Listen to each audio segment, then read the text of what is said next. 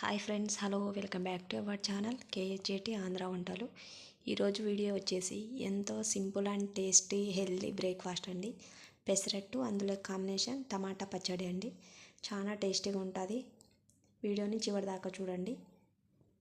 ప్రాసెస్లోకి వెళ్దాం.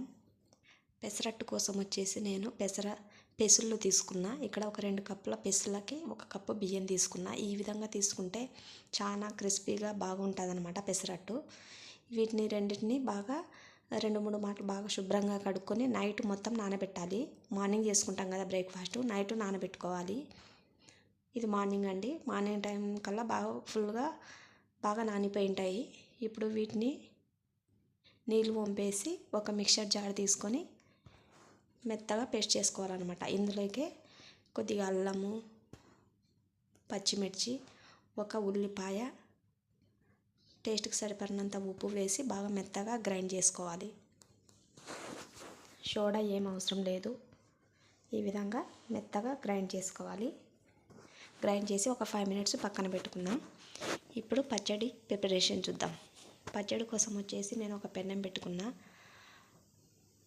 పచ్చడికి కావాల్సినన్ని పల్లీలు తీసుకొని వేయించుకుంటున్నా. ఈ విధంగా ఫ్లేమ్ని లోపల పెట్టి బాగా వేయించుకోవాలి. పల్లీలు బాగా వేయించుకుంటే పచ్చడి టేస్టీగా ఉంటుంది. వేగినాయి కదా. ఇప్పుడు టమాటాలను ఒక 3 టమాటాలు తీసుకుంటున్నా. ఈ టమాటాలను బాగా వేయించుకోవాలి. కొద్దిగా ఆయిల్ వేసి మొత్తం బాగా అన్ని వైపులా వేగే విధంగా కదుపుతూ వాటిని బాగా వేయించుకోవాలి.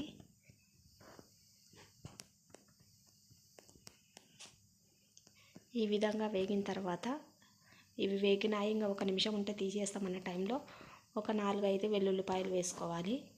ఇలా ముందుగానే వేసుకుంటే అవి పచ్చి వాసన ఉండవు అన్నమాట. ఇప్పుడు మిక్సర్ జార్ తీసుకుందాం. పొట్టు తీసుకున్న పల్లీలను వేసి మెత్తగా పొడి చేసుకోవాలి. ఈ విధంగా పొడి అయిన వాటిలోకి మనం వేయించుకున్న టమాటాలు, చట్నీకి సరిపడా సాల్ట్, కారం వేసి మెత్తగా గ్రైండ్ చేసుకోవాలి. అవసరమైతే కొద్దిగా వాటర్ వేసుకోవచ్చు.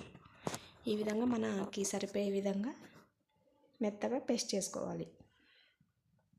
అంతే అండి. వీటికి పోపు పెట్టుకుంటే సరిపోతుంది. జీలకర్ర, ఆవాలు, ఎండుమిర్చి, కరివేపాకేసి పోపు పెట్టుకోవాలి. ఇప్పుడు అట్టు కోసం వచ్చేసి నేను దోశ పెన్నం పెట్టుకున్నా.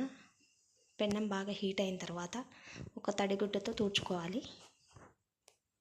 ఇప్పుడు పెసరపిండిని మనకు తగినంత తీసుకొని ఈ విధంగా దోశలాగా వేసుకోవాలి.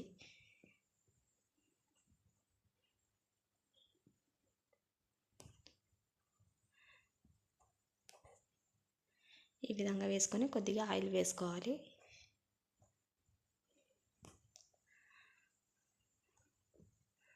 ఒక సైడు వేగిన తర్వాత మరొక సైడుకి తిప్పుకోవాలి. కొంతమంది ఉల్లి పెసరట్టు అని ఈ టైంలో ఉల్లిపాయలు అవి వేస్తారు కదా. నేను అలా లేకుండా అవి పిండిలోనే రుబ్బేసినాను అనమాట. పిండి రుబ్బే టైంలోనే ఉల్లిపాయలు వేసుకుంటే ఆ ఫ్లేవర్ చాలా బాగుంటుంది. ఆ అల్లము, పచ్చిమిర్చి, ఈ ఉల్లిపాయ ఫ్లేవర్ చాలా అంటే చాలా బాగుంటుంది. మీరు కూడా ఇలా ట్రై చేయండి ఒకసారి. కొంతమంది పిల్లలు ఇట్లా పైన వేస్తే ఉల్లిపాయలు తీసేస్తారు కదా, అందుకోసం అనేసి పిండిలోనే రుబ్బేసిన. చాలా బాగుంటుంది ఈ ఫ్లేవర్. చూడండి మీరు ఒకసారి. అంతే అండి. ఈ విధంగా అన్నీ వేసుకుంటే సరిపోతుంది. అంతే అండి. ఎంతో simple and tasty healthy breakfast pesarattu. మీకు నచ్చిందా? నచ్చితే ప్లీజ్ లైక్ చేయండి, షేర్ చేయండి, సబ్స్క్రైబ్ చేసుకోండి. నెక్స్ట్ వీడియోతో మళ్ళీ కలుద్దాం. Thank you for watching. Bye.